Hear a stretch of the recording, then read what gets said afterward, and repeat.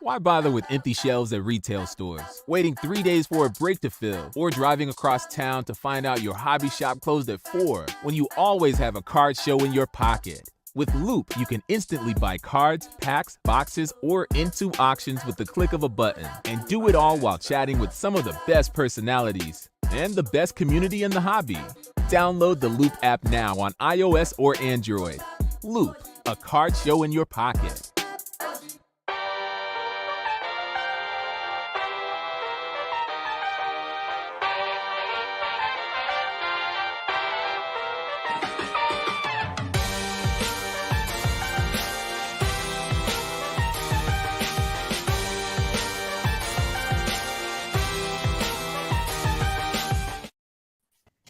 Welcome, everyone, to this edition of Fish Stripes Live. I'm Daniel, and we are here again for another series preview, Fish Stripes Live, presented by Loop. That's L-O-U-P-E, Loop. L-O-U-P-E, Loop. Perfect. We have a great set panel here for you today. I'm joined by Isaac, Eli, Alex, and two guests. First, a man with the most amazing name in human history, D-Rod, and all the way from the north. I'm not talking Tampa. I'm not talking Atlanta. All the way up from Canada, Stuart Walker. It is great to have you guys on today's show. And are you guys ready to talk about this series preview against the Braves? Absolutely. But before we talk about that, we have to talk about last night's game. I'm personally going to call it the Jazz's Drill Your Mama game. That's what we're going to call it for last night. And it was not just about Jazz and Jesus, but also Pablo Lopez having almost having a career game last night against the Cardinals. I'm going to leave it up to you guys. Just let me know your thoughts and reactions to that game before we go into talk about the Braves. That's close to a must-win game. That's we've had this season. If you go to Atlanta being swept by the Cardinals, you show up 3-8. It would have been wouldn't have been pretty. So Pablo really showed up. He's been phenomenal all season long. Leads the major leagues in ERA, and there was some stuff on the offensive side of the ball that really worked out well for Miami as well. Yeah. As Isaac said, there needed to be some sort of sense of urgency just to quiet all the Twitter trolls, really. It's not like I'd mentioned this from all the people calling for like Don Mattingly's job. Like, that's not you're wasting your breath. Like, that's not something that is really on the line at any point in the near future. But all the complaints, about the structure of the lineup, one thing about the results of the lineup, but simply about all the people clamoring for Jazz being the leadoff spot. And it kind of reached a point where it was a combination of him performing so well previously and also the guys that they had like planned to be atop the lineup and leading the lineup just sucking it up to this point in the season with Soler and Garcia. And so this was kind of the time to finally make some sort of adjustment, and it didn't pay off immediately. In hindsight, this looks fine. The first few innings of that game, they didn't do much offensively at all. They kind of, if I remember correctly, they kind of lucked into that first run without doing anything. It was just the Cardinals defense screwing up, maybe the first two runs, in fact, that way. So playing the results, it feels pretty good. In terms of the process of this offense, there's still a lot of questions that they got to answer. Yeah, it's really the same two guys, right? Jazz and Jesus Sanchez, who I had never had any doubts that he was going to do this, and it's refreshing to see him actually performing the way that he is. Really great. Jazz, love him too. I have some opinions, which I'm sure we'll get to, about how he acted, but he did what he did. He produced results, helped the team win the game. That's all that matters right now, today. Pablo, man, is he going to be stuck on 9 strikeouts forever? I think, and we saw pitcher list. Eli, you were tweeting this earlier today, going through that start. Like, Phil Cuzzy wasn't giving him nothing. It went both ways, though. It was a very, very tight strike zone last night. So he probably should have gotten over 9 strikeouts last night and finally gotten over that mark that he somehow can't seem to eclipse. But great start. He's been amazing. That changeup is so good. Couples it with that nice fastball, too. It's a third pitch as well. I love Pablo. I love his attitude. I love him as a pitcher. I'm so glad that, we had people clamoring, we got to trade Pablo. We got to trade Pablo. I was never really all aboard that. If it meant getting back, a big piece, maybe. But coming off an injury, you probably weren't going to get the value. And now you see what he can do, right? Leading the major leagues in ERA, as Isaac stated. Really great. But, man, those other guys, they really haven't done anything. Aguilar had 2 hits, but they were both singles. I guess it's good to see him get the bat on the ball. But then you got Soler, Ali Garcia, like these big names that they brought in that you want to see do something, right? And they have done nothing and still have done nothing. So that's my only concern. Other than that, it's great. It was great to see last night. It was a great game. And Pablo's the man. Bullpen behind him. Offense was good. So great game last night, and I think much needed, like you guys said. Yeah, I was on the trade Pablo train, but I'm just thinking of it through my head with the reliable arms. I mean, you like to think that Max Meyer is a lock, but you really never know. And then there's injuries that come and go with pitchers, and it's just nice every fifth day to know that Pablo, he's going to give you at least 5 solid innings. The righty changeups, probably top 5 changeup in the league right now as a starting pitcher, and that's just really rare to see a pitcher use a changeup as like his primary pitch, which I think is really cool. You really only see like fastball sliders out of pitchers now, and I mean Pablo does have a good like glove side cutter, but he doesn't have like a go-to slider or curveball. It's his changeup, and I think hitters are kind of thrown off by that because you really don't see that as much anymore in today's game. Well, going off from that note, I think Alex mentioned it before. I think we have to talk about Jazz and what happened between him and the umpire. He did argue 2 strikes that looked like with Phil Cuzzi, the umpire, and then the pitch right after that, a home run, and he did pimp the home run. He did a Euro step. He did look at the umpire and everything. It's been almost a talk of baseball over the last 24 hours. You got MLB Network, Bleacher Report, ESPN, Sports Center. So I think maybe a pro is that the Marlins are getting this media attention, that they do have a guy that they can look at as like a face of a franchise type, as a guy that people are going to come pay to see the Marlins. We haven't had someone like that since Giancarlo, since Jose. And it's good to know that, we have that type of player. But I'm going to leave it up to you guys because I know Alex is chomping at the bits to talk about this ever since it happened last night. Well, No, not really. Isaac, go ahead. Well, let me preface it by just saying how much I'm a fan of the player, a huge fan of the player. This power speed combination is very unique, and I think he was so important for Miami to have. That's the one thing I think that was the best thing Jeter did while being CEO, was handpicking that player and trading Zach Gallen for him. It's so important that player is here. Like you said, Daniel, the nationwide attention that he brings, so that's huge. I think he's a little bit in his head, though. I will say that. I am a huge fan of the flip the bat. It's a sick game. That's sick. If you want to do your Euro step, I'm a fan of it as well. I think it's sick. But when you start disrespecting Phil Cuzzi and start showing him up when you're a second-year player, you just don't do that. You have Yadier Molina. You don't want to piss off Yadier Molina. Of all the guys there, you don't want to piss off the St. Louis Cardinals. They're the major league team that does everything right. You don't want to be on the wrong side of that. If he had gotten another at-bat, I'm convinced he would have been plunked.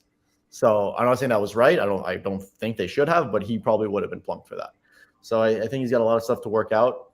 Pitches were strikes too. And they were strikes. They were both. He was completely wrong. So you got to realize, if you listen to him postgame, he explains it that he wasn't showing up Phil Cuzzi because he thought Cuzzi was wrong. He was mad at himself because he said the previous pitch was like right exactly in his nitro zone, and he let it go. And he was frustrated with himself. He thought he made a mistake, needed to step out those extra few seconds to clear his head, and he thought Phil Cuzzi was not understanding of him. He's a sensitive guy. He's a sensitive guy deep down. Do you believe that? Like, I mean, obviously that's what I would say too.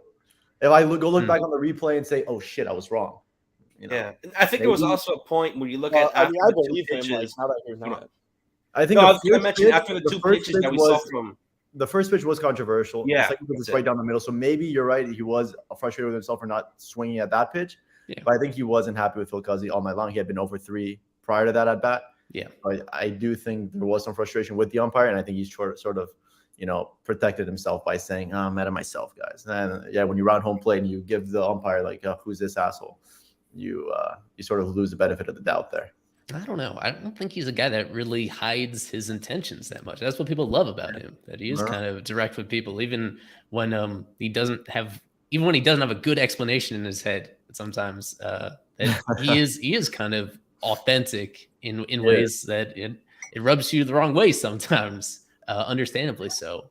But yeah, probably a combination of things where, that first pitch gets him in a situation where, because he lets the second pitch go by, then he feels he's screwed. Like he's in a really bad count in that situation. So it's both on the first one, maybe on Cuzzy, then the second one on him. And then the situation overall being a really bad one that that set the stage for the scenario, I guess, a little bit of both those things. Yeah, it's like I said before. I mean, that strike zone was tight all night. And in that case, on that first pitch, maybe earlier in the game or later in the game, even, that would have been a ball. Second pitch was a strike, hands down. And then, like he said, I was mad because, I should have had the first pitch. And then, I was taking my time and he wanted me getting back in the box. Bro, it's one pitch. If that is the true explanation, which I kind of also have my doubts. I think he was pissed off at the umpire. But if that is a true explanation, dude, you're going to see a million pitches in your big league career. Some of them you aren't going to get. Get back in the box, shrug it off. You got to have a short memory in baseball, right?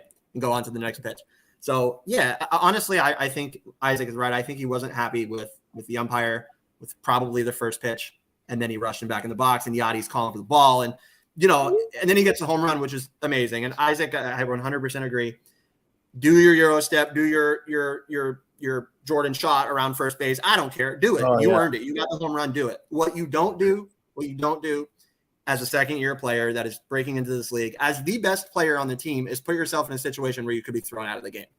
What's the overall goal of this franchise right now? To win right now. What is Jazz? The best player on the team. You need your best player on the field and not doing stupid crap that puts him in a predicament to get thrown out of a baseball game. And he did that. And I really think if Phil Cuzzy would have seen him turn back and point at him or whatever he did, he would have gotten thrown out of that game. He was lucky because Phil was brushing off the plate, and I don't think he saw him. He would have gotten thrown out of that game for sure if that would have been seen. So, and yeah, if he came up again, he was getting hit for sure. It's a veteran team. It's a veteran umpire. You don't do that. That you cannot act like that. And I think that there will be a conversation, or there probably already has been a conversation. Craig Mish said it earlier today.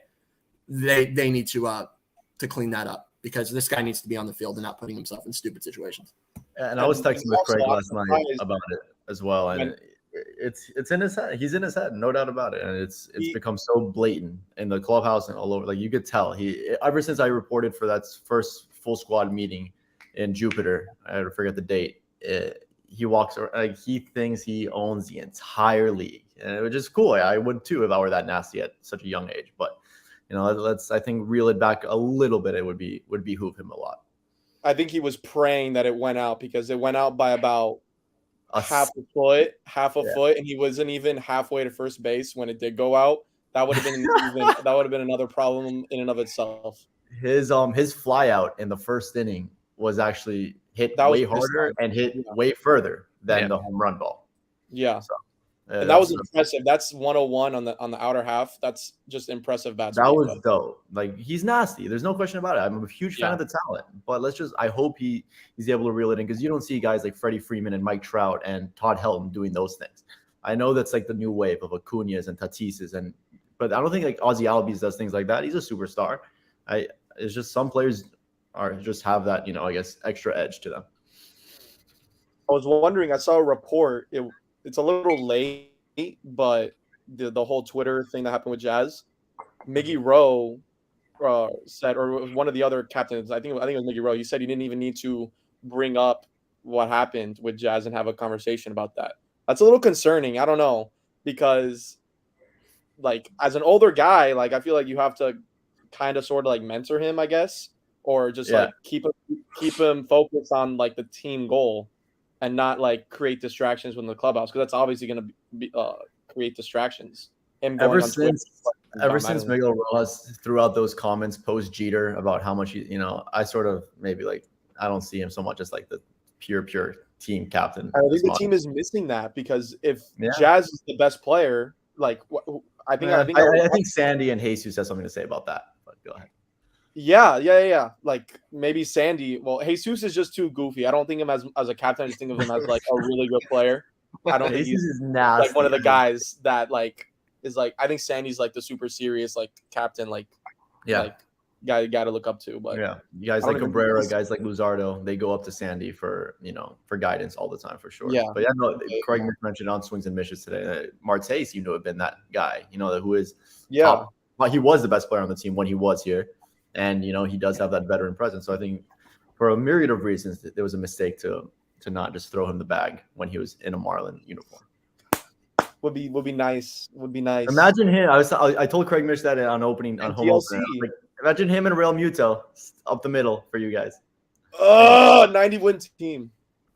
Imagine that. You don't have Sixto. You don't have. You haven't had a Sixto report this year. The last Sixto report was he's not throwing. I did ask about that. I asked Jason about that, and he is not. It is next week that it was scheduled to throw again. But I don't 45 feet. Yeah. 45 feet, right? It'll be next week. Yeah, no, Daniel Christina made it seem like I was incorrect with assuming that he was scheduled to start throwing again this week, and there's like, no, that's next week. I'm following the words that they put out in spring training. That was over a month ago, where they said he had 4 weeks to go on his no-throw regimen, and it's been more than 4 weeks, and still it's going to be 4 weeks again. It's going to be another 4 weeks. I mean, they've been off on these. I mean, no disrespect to them. I mean, we get the info that we get and we report it. That's what we do. But that's what Eli does. That's what I try to do. That's what Isaac does at the park. Daniel as well. But man, like they were off on him. They were off on Cabrera. I know Cabrera had apparently, according to Nicola, threw in an extended game. But before that, he was supposed to start 2 weeks before that, and they scratched him again. So they seem to be a little off on their estimations lately here with the health. So I don't know. Yeah. Just so everybody's familiar with the injury updates today, Dylan Floro. He's creeping around. Rehab assignment. That's probably 2 rehab games, 3 at the very most. He'll be back within a week. So we'll see. We talked plenty about Floro on the last show. Just to correct that, very minor correction, just from the minor league nerd over here. FCL has not started yet. It starts in June. He threw an extended spring training, and Christina did correct that. But yeah, just to point it out. Anyways, I'll take it off the screen. That heinous typo. So cool. No, she corrected it. I'm just saying. Yeah. Anything else you guys want to mention from that game last night? Pablo, the bullpen also looked really good. Oh yeah. Oh, I got a thing on Scott, a nerdy thing. Oh, last night, 17 pitches, 14 sliders. He's got when we acquired him, it was Alex in particular. He was like in love with the velo. It's a great velo from the left side, high 90s fastball, and he's not using it at all. He is going all in on the slider. It wasn't just this outing; it was a lot of this year. Over, I'll have to pull up the numbers overall. Over 3/4 of his pitches this year is going with the slider, and he's been pretty good, except for that cheapy home run he allowed to Rendon, which was just amazing piece of hitting. Yeah, that was amazing. Yeah. So that's one guy where some of us were pretty optimistic about that trade, and so far him and Solskjaer overall, it's really encouraging. They've been better than I expected. Yeah, I think it started on opening day actually in San Francisco, where Scott did come into pitch and he threw 2 fastballs, not even close, and from that point on, slider. He threw 90% of his pitches as sliders, and he was very effective doing so. So I told Christina that he didn't even go to fastball. It's a better pitch. Sliders. All day long. If he's commanding that slider, that's his best pitch over the five. I mean, he only has 2 pitches, so I guess that's kind of easy to say. But yeah, if he's commanding that pitch, why ramp it up? Keep throwing him, bro. Like keep throwing the slider, get the swings and misses out of the zone and in the zone. That's a great pitch. It's a 70 grade pitch per everything that I've seen and read. And then the fastball, I did like the velocity, but man, if you don't need to ramp it up, like I said, just throw the slider. It works. I think he just doesn't want to get behind in the count because then they can just sit slider because they know that's the only pitch that he can. With Baltimore, that was his thing, was that the slider was good. The movement was really good. He just wasn't commanding it. But now he's commanding it, and he's going to it more. So it's definitely interesting. And then in the back pocket, you have 97, 98, right? So that's great. I mean, I like that guy. I think he's a future closer. Probably could be pretty soon. But, he's been great. Absolutely. Well, that'd be a frightening scene to see him closing games. But why? Why would that be frightening? With Tanner Scott? Yeah. I like locate a fastball for a strike at all. That's why I think Floro's the closer. Floro, yeah. Oh, yeah. I was hoping it would be Bender. I thought he would. If he had a couple of good outings before Floro came back, I was under the impression that he would stick, but no. Yeah. That will not be the case. I mean, It's an option for sure at closer. When Floro gets back, he's the closer for sure. Bender probably 8th, and then I go Scott 7th personally, but maybe they mix it up. I don't know. I think he has closer stuff though. I think he could do it. Anyway, and the last thing I want to mention on yesterday's game were the exit velocities.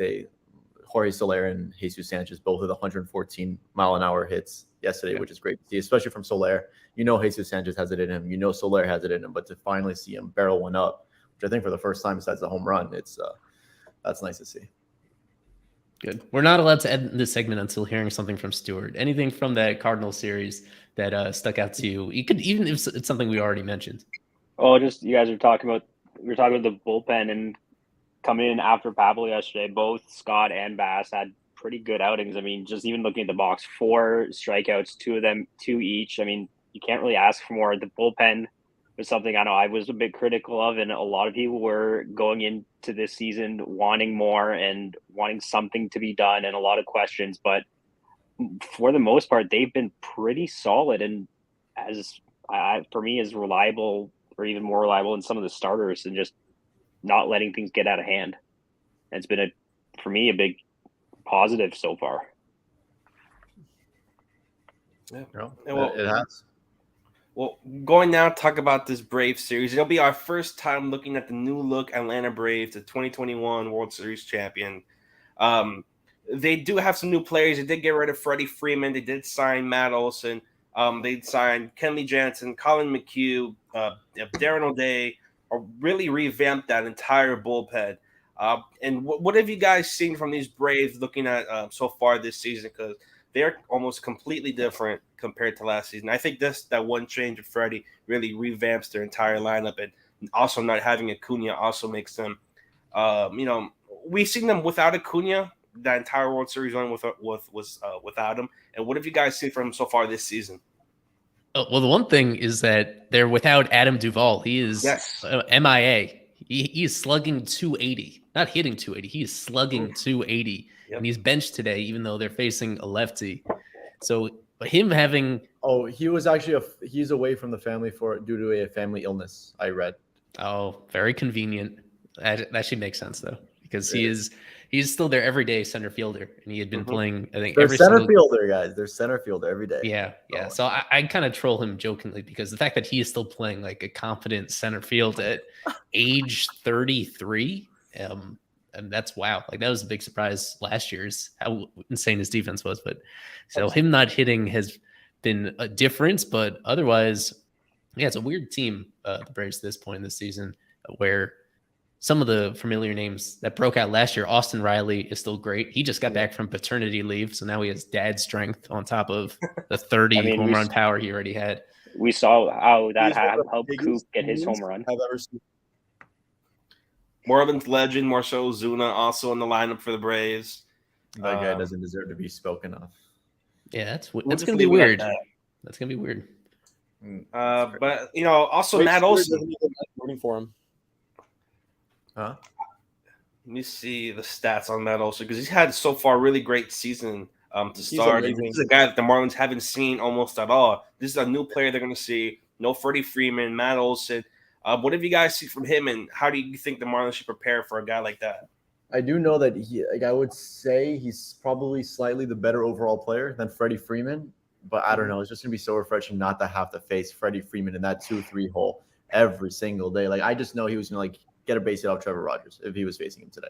But I think Trevor Rogers will be able to, at his best, he's able to retire Matt Olson at an easier clip than Freddie. Freddie is just I'm so happy he's on the West Coast now.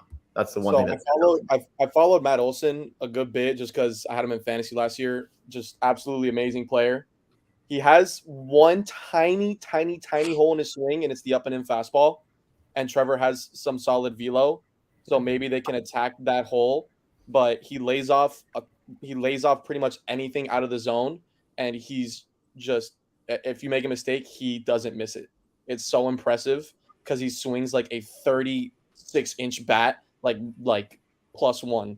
Like he just swings an absolute ginormous bat. And so whenever he makes contact, he's a giant dude. He swings the absolute crap out of it, and it's gonna go far. Like I think he hit a home run off a Hunter Green 101 mile an hour fastball at a dead center. It was like a line drive. Yeah, it was the most impressive thing. I mean, honestly, he's such a similar player to Freddie Freeman. I mean, they're very similar if you really look at it. Neither one of them really strike out too terribly much. I mean, they strike out, but it's manageable. They both hit for average. They both get on base. They both swing good pitches. They both have huge power. Like, honestly, it's pretty damn close between him and Freeman as to who's better because they're very similar. So they saved some money and got him, and they let Freeman go, right? So, man, I don't think they'll miss Freeman at all. I really don't. I mean, I know that. Do you know what this is? This is Freddie Freeman against the Marlins the last 6 Holy years. shit, that's Albert Pujols. That's Oh my god. Yeah, he killed the Oh, Marlins. yes, But I'm just about saying, man, one. I don't know about Olsen against the Marlins. Probably, obviously, lesser numbers, right? Very Lesser tiny. sample We get the size, walk. right? Probably a tiny sample, but yeah. that's impressive to look at. That is so insane. Honestly, Yeah.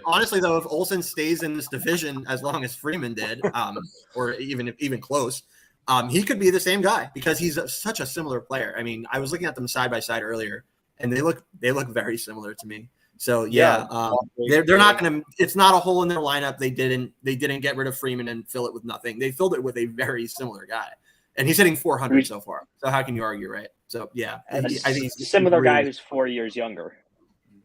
And there you go. That goes into account as well. Younger, similar, very similar, like I said. So you're Stuart, exactly right.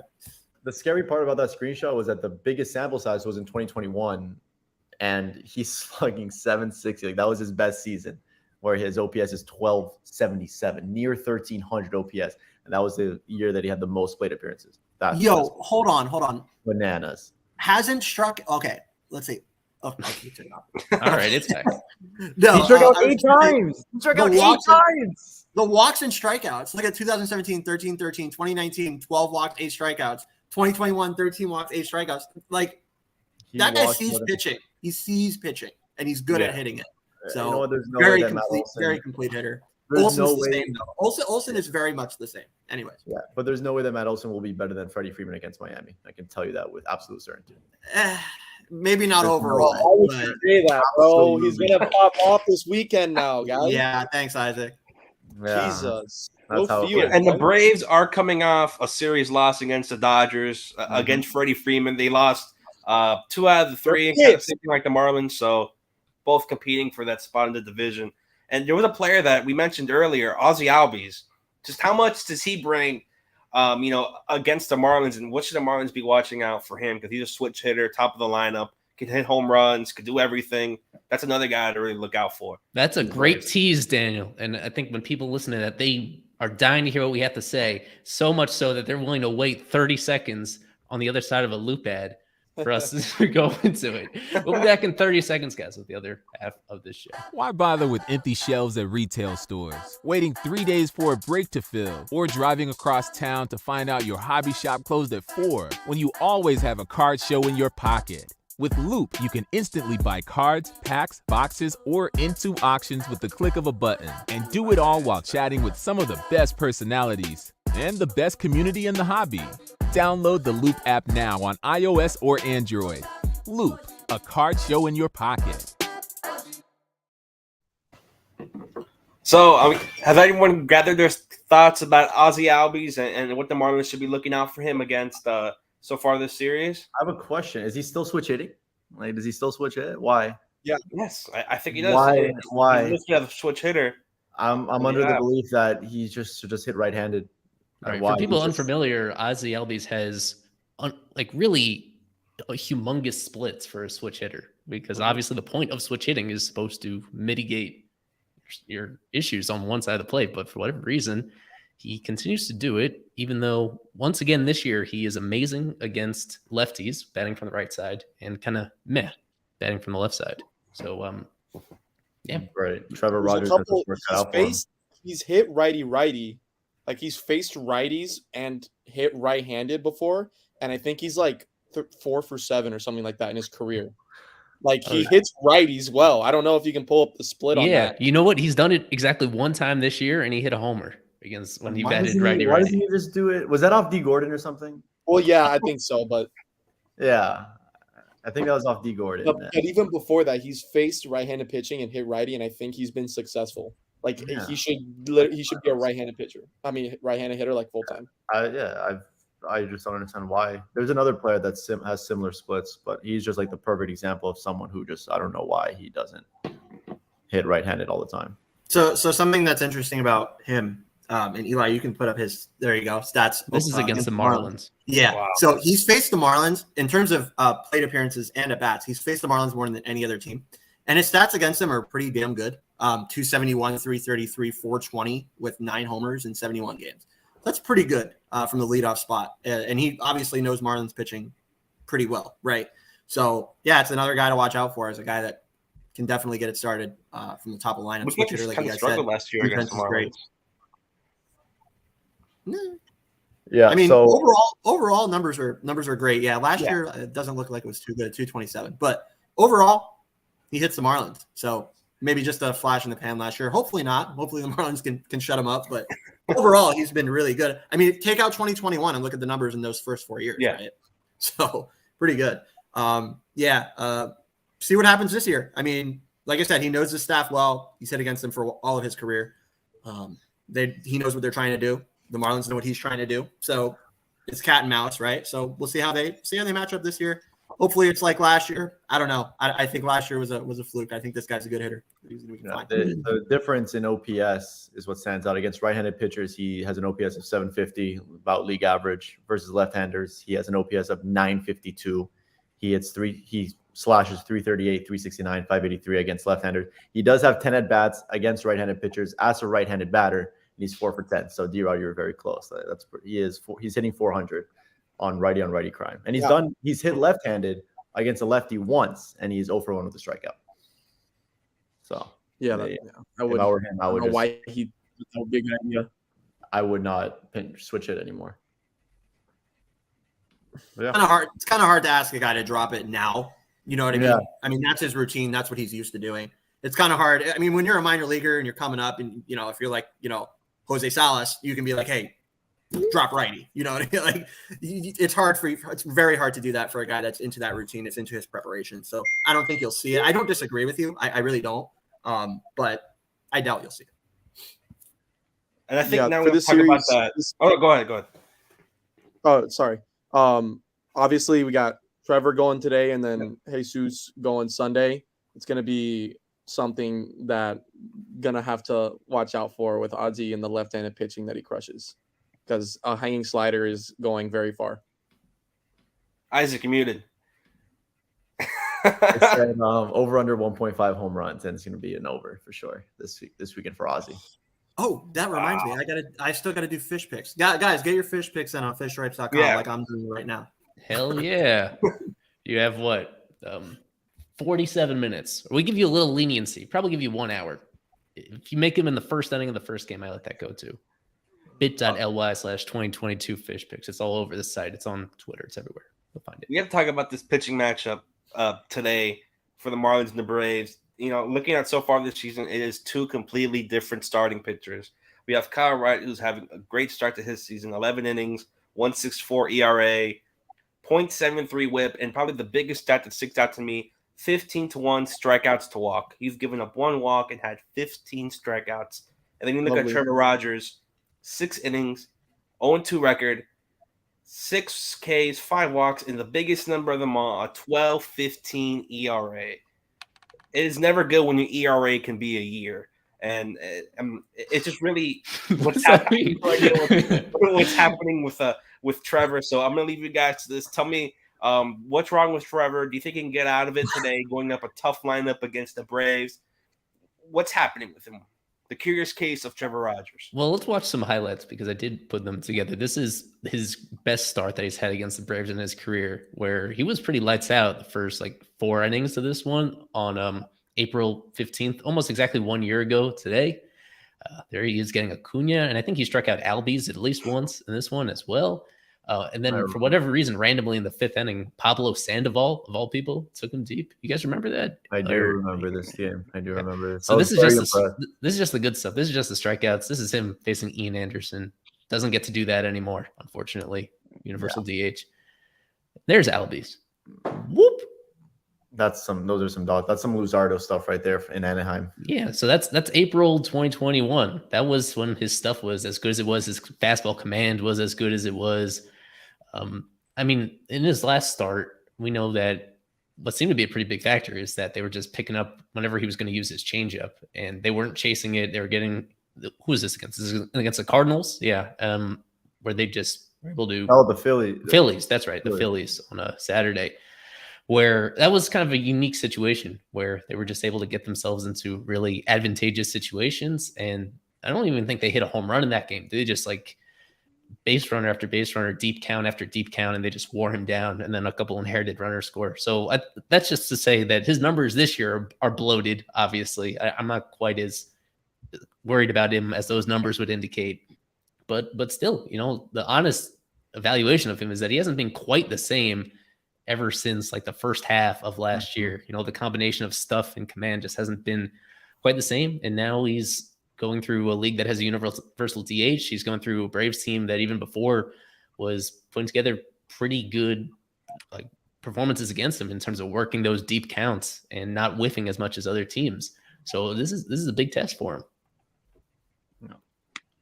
Can you show us the lineups if possible, Daniel or Eli? Yeah. Well, Eli pulls up the lineup. I have a question for you guys. It's a 2-1 game, bottom of the ninth, top of the lineup for the Braves. Who do you guys have closing it out? That's something you were supposed to ask Donnie last night, kiddo. Donnie was terrifying. I asked him about Jazz being in top of the lineup, and then you asked him that capital of a question. We didn't ask him about a closer. Oh man. It was right after the game. There wasn't any need for closer last night. So right. Just who do you guys who can you guys see? Is it Bass? Could Bass be a closer? Do we have Bender until Flora comes back? Just because Bender this year has not really been it. He has a high ERA. He's giving up some situations. He's not really been what the Marlins have expected. I think probably as the year goes on, he'll get better. He'll grow more into that role. But as of right now, who do you guys put in high leverage situations? Somebody say Tanner Scott. No, I'm just kidding. Go ahead.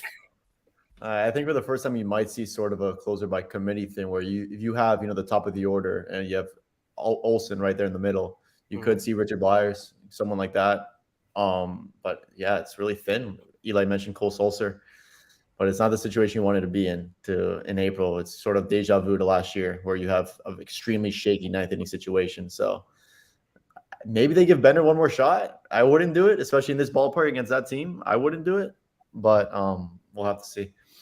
I think I'd still go Bender, and just hope he just outstuffs the Braves hitters, but then another part of me is thinking that hit the arm side run he has on the two-seamer is absolutely insane, but it still somehow gets crushed. You know what I mean? That Arenado home run, that two-seamer started off the plate and ended like center cut, and he was all over it. Like he got every bit of that baseball.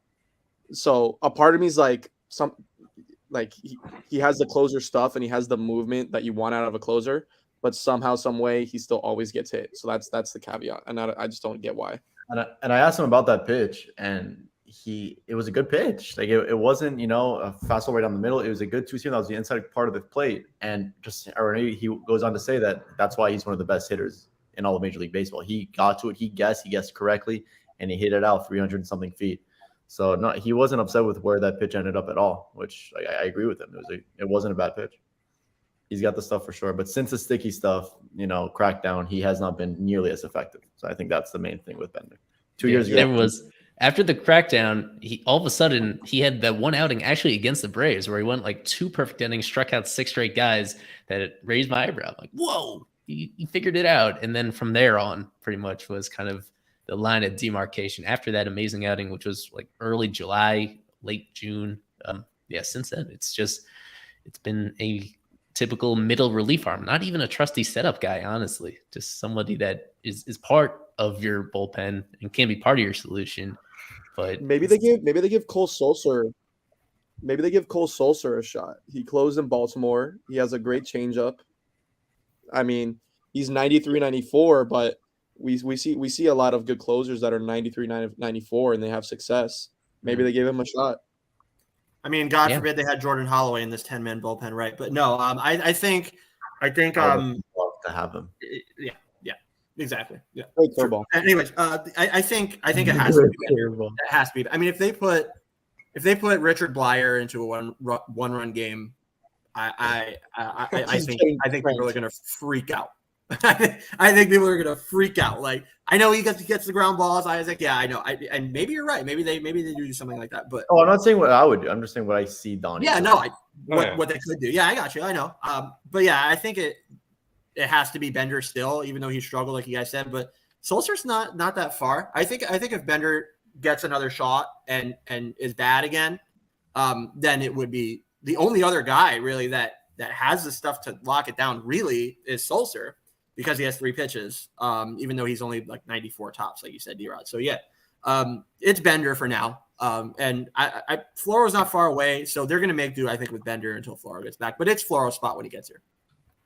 You guys don't see Oker? You guys don't want any Lewis Head action at the closer role? Lewis Head actually has not pitched a lot this season at all. I was going to say that. It's been really weird. I mean, it's a 10-man bullpen, so you can't use everybody regularly, but I was surprised that he's been really on the real bottom of the totem pole.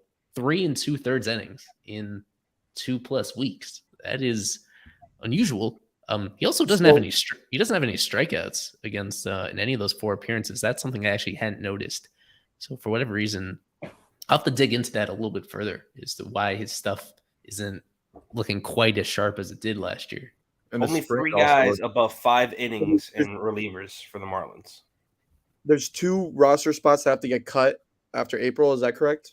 On May 2nd, after their game on May 1st. So we're talking about a week and a half until they have to trim those 2 spots. Oh, Blyer is I'm actually assuming 2 innings as bullpen well. arms. Yeah, I would expect Sean Armstrong, I would think, gets sent down. He's played Sean Armstrong a lot. He's second I like in reliever innings. Yeah, I don't think he's good. I don't think he's good. I like his stuff. He's got good velo and a good slider. I think him and Castano are the guys that get sent down. Oh yeah, I could see Castano because if they're already actually putting him, in and out of the game. They have 4 lefties in the bullpen. You don't need that. So I do think Castano for sure. And I could see, I like Sean Armstrong's stuff, honestly, but he's just never been good in his career. So I wouldn't keep him in the major league. But what's interesting is that in previous years, especially like the last 2 years, they have gone with 12 position players. And now you just have too many decent position players to do that, right? Like you have 13 guys, you need a backup catcher. And in addition to the 10 other guys that are in the main 9 spots, you have Birdie and Dela Cruz. And that's your position player core, which means that you either trim from the pitching staff or you make that really tough decision on the position player side. I don't know how you send down any of Dela Cruz or Birdie because they've actually played well in the very limited time they've had. Mm-hmm. But yeah, puts them in a position where they are relying on, they have to trust their starters to all kind of give them decent length that they're going to make both those subtractions from the pitching staff. So we'll see whether they can actually do that. To this point in the season, I think that's probably the direction they're heading in, where both those guys would be trimmed from the pitching staff. But we'll see how it goes. And usually, unfortunately, injuries sometimes make these decisions for you. If some person has some little bit thing going on, the Marlins have been fortunate from that regard for the most part. They just have Floro with that one lingering thing from spring training. And I guess Eddie Cabrera, you could put him in that same bucket, although he probably wouldn't be on the roster right now anyway. He'd probably be waiting in AAA to begin with. So they've been pretty close to full strength to this point. Unlike many teams in baseball that have a lot of injury problems, right? So yeah, they you can't use that as an excuse anymore, I don't think. Whereas as last year, it was like, okay, everybody's getting hurt, so we can use that as the excuse as to why they're not doing anything. But Marlins can't really use that excuse. So yeah, it's good to see though. It's good to see that everybody's healthy and ready to go. So yeah, I mean, who goes down? I think you guys are right. I think it's Armstrong and Castano that eventually will go when they need to go. So.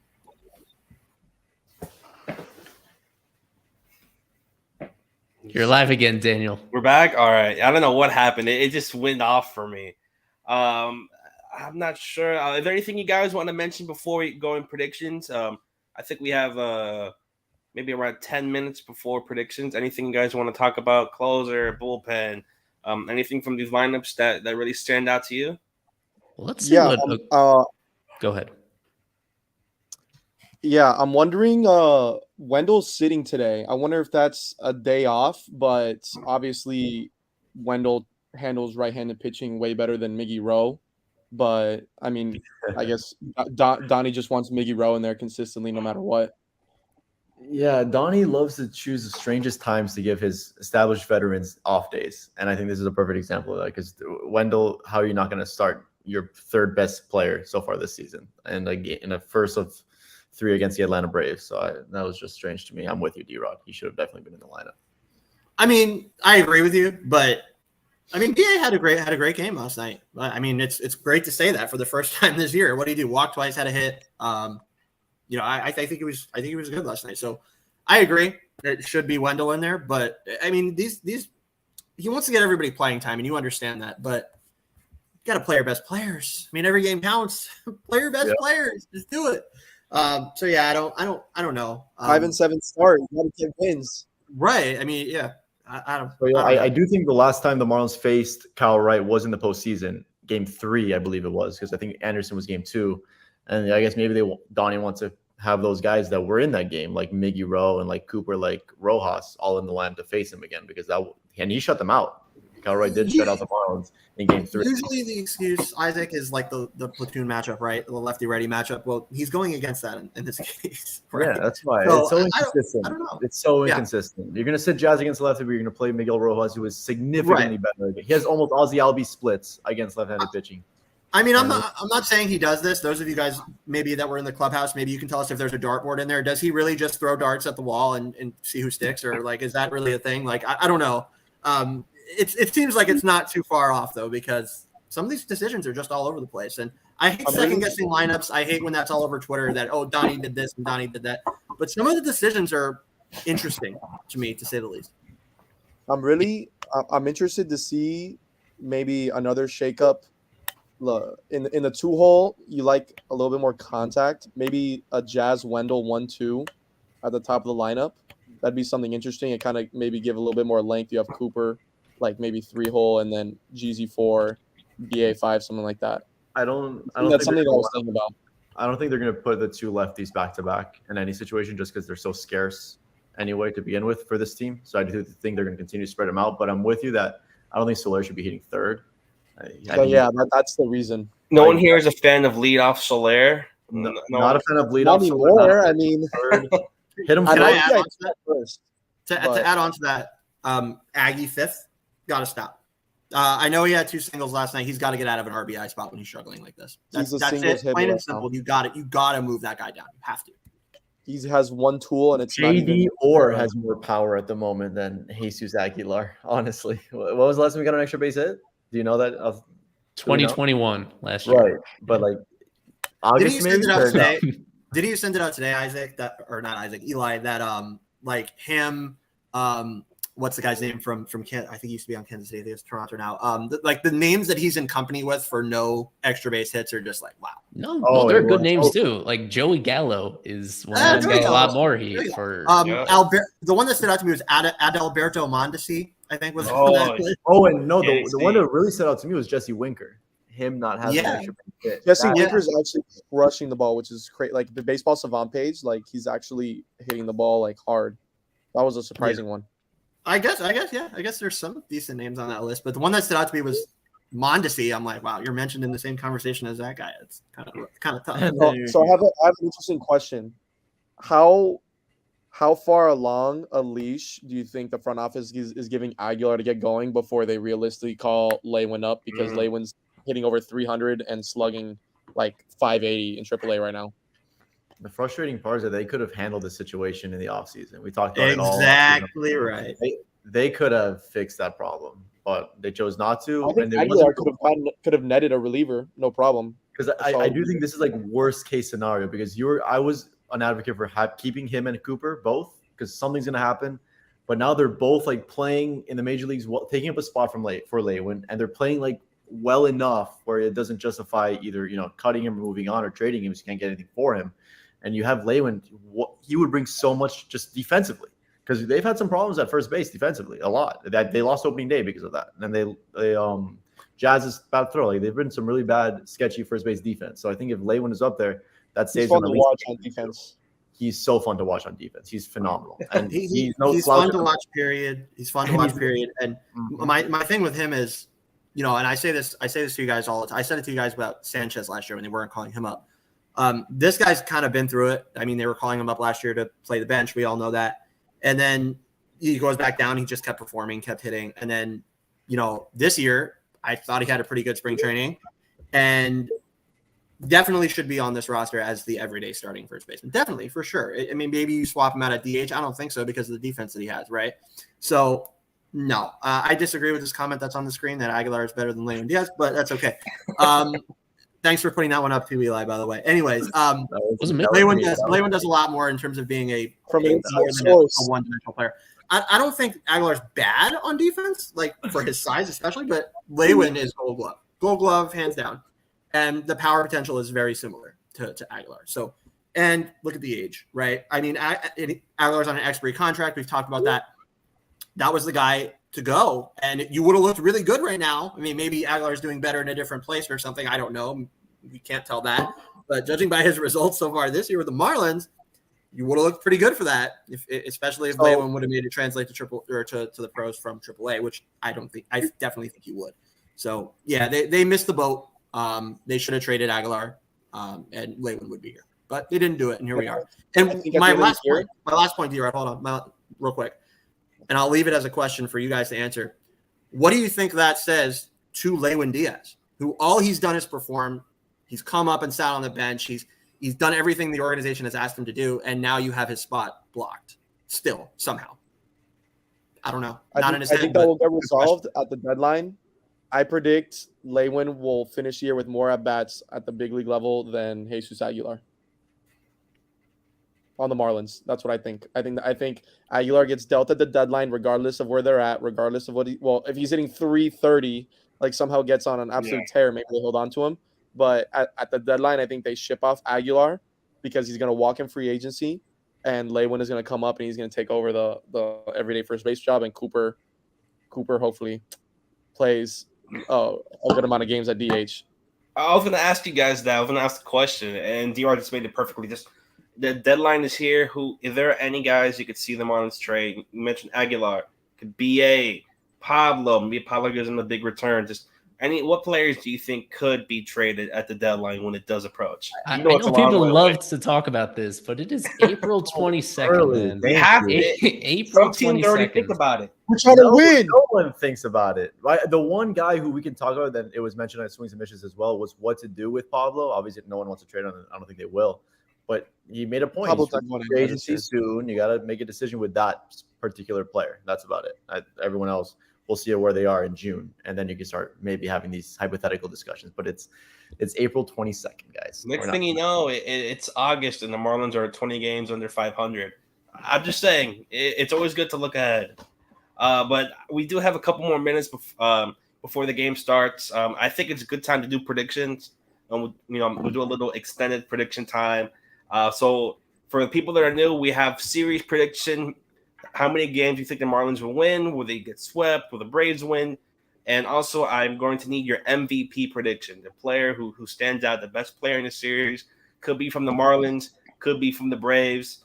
I'll go first. My prediction, I think the Marlins lose 2 games. I think they take 1 out of 3. It's going to be a little difficult playing against the Braves. They usually have trouble against Atlanta.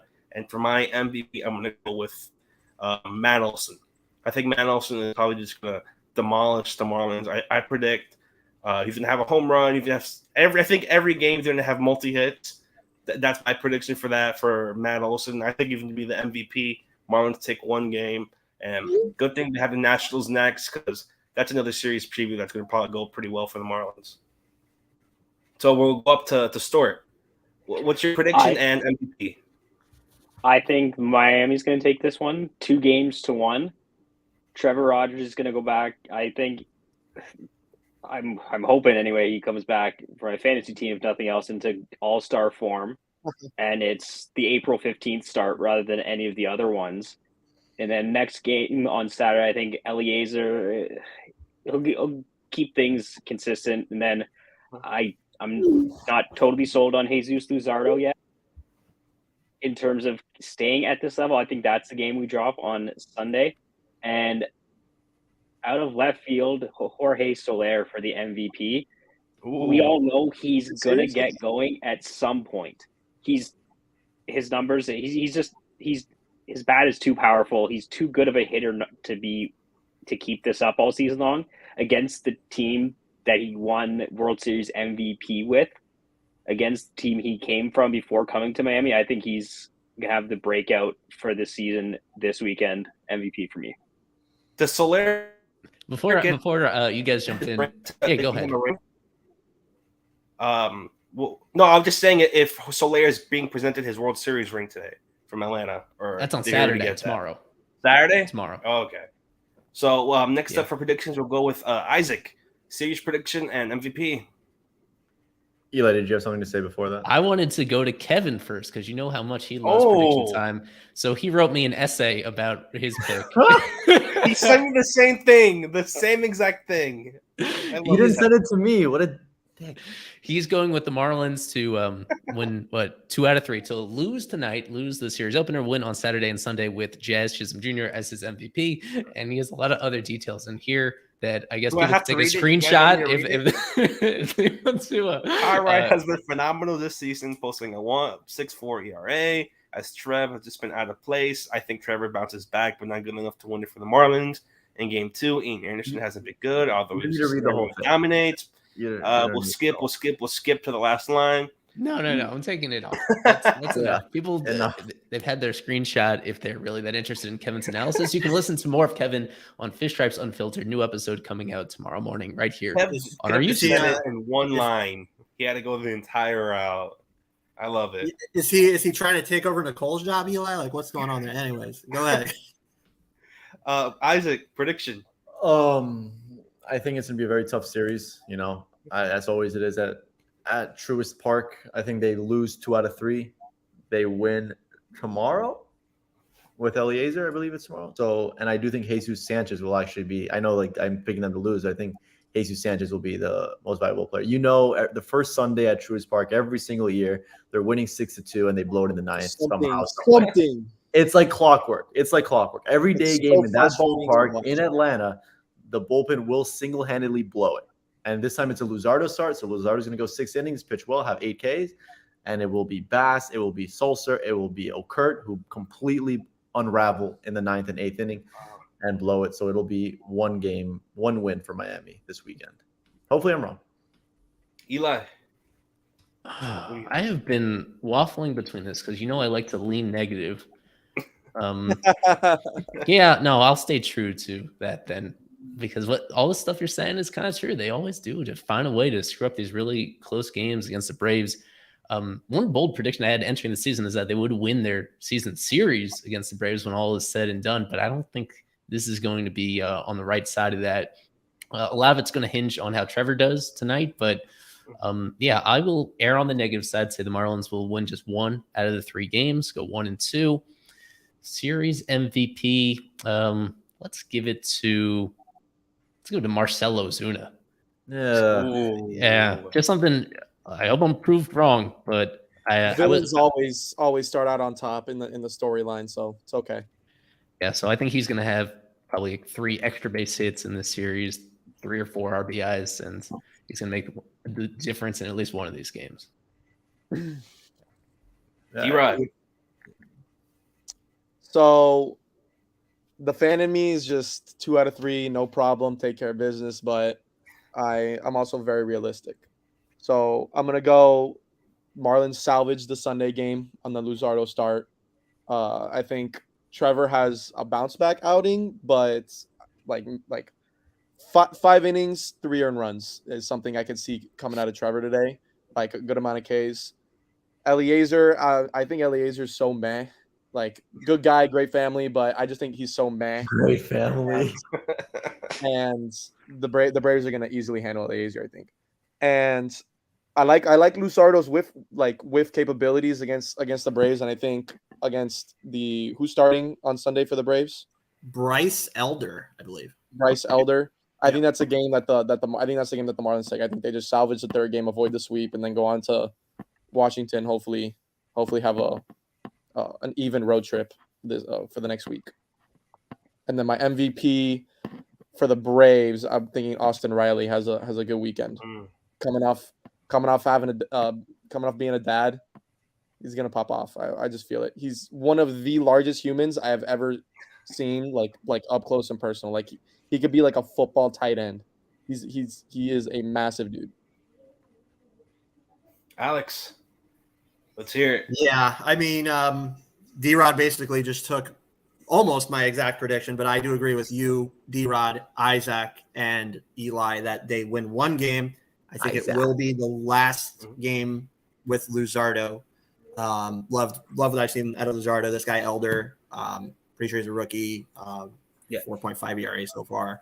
So yeah, I think they get that game. I think Trevor's better today, but the offense just doesn't do enough. And then in this park, hitter-friendly park, it's hard to pitch. So I think Trevor gives up some runs. I would say 2-3 runs, like D-Rod said. I think he's better though, and I think we can take away that. I mean, that's easy to say because he's been not that great, right? So I think Trevor's better. I think Eliezer takes a step back, as good as he was last start. I do agree with D-Rod. I've never been the highest on this guy as a starting pitcher, so I think he takes a step back. I think the Braves get to him pretty bad. I think that game's going to be lopsided, and then they win a close game, I will say, in the last game of the series. So 1 out of 3, and MVP. I was going to say Riley for the same reason that Daniel said, but I'll pick somebody else. I'll go with Ozzie Albies for everything that we just talked about. He had a bad year against the Marlins last year. I think he bounces back, and he knows his staff, and he knows his team, and he knows how to hit against them. So, yeah, Albies MVP, 1 out of 3 for the Marlins. I actually think Trevor Rogers throws 5 shutout innings tonight. I still think they lose, but I think Trevor Rogers throws 5 shutout innings. In this park against that top 5? Ooh, yeah. That's a good prediction. I think Trevor's really good. A couple good, bad starts, bro. I love Trevor. I love him. I'm just saying. In this park against that lineup, that's a. I do have one more prediction for you guys. A little surprise prediction. How about this? 0.5. How many guys get hit with the ball today? How many Braves get hit? 0.5. Over under. Under. Not 1. Under. Yeah, under. They're waiting for a certain right fielder to come back. Trevor's got control. It's not gonna happen. I think you're grasping at straws. Scott might hit someone with a back foot slider in the but how about this before you guys go, because we got a couple minutes here before the game starts. Yuri Perez starts tonight for Pensacola, right? How many strikeouts? Or let's do an over-under. Over-under 5 strikeouts. That's too easy. Oh, okay, over-under 7 strikeouts. Go ahead. I was going to say 7 Ks exactly. Over. I think it's 8. You guys I'll go over. I'll go under. Cam Meisner. Facing the Cam Meisner, by the way, with Montgomery. He's going to carve his ass up. Well, I think that's going to do it. We're going to leave you guys. You go get ready for the game. Go watch the Heat game happening now against the Hawks. I'm Daniel. For the other great D-Rod, best name in the world, for Stuart Walker, Eli, Alex, Isaac, for Kevin, who knows where he's at with his essay. Remember his Fish Stripes Live. We are presented by Loop. That's Loupe. And we'll see you next time. And do remember this. Always go fish. Why bother with empty shelves at retail stores, waiting 3 days for a break to fill, or driving across town to find out your hobby shop closed at 4 when you always have a card show in your pocket? With Loop, you can instantly buy cards, packs, boxes, or into auctions with the click of a button, and do it all while chatting with some of the best personalities and the best community in the hobby. Download the Loop app now on iOS or Android. Loop, a card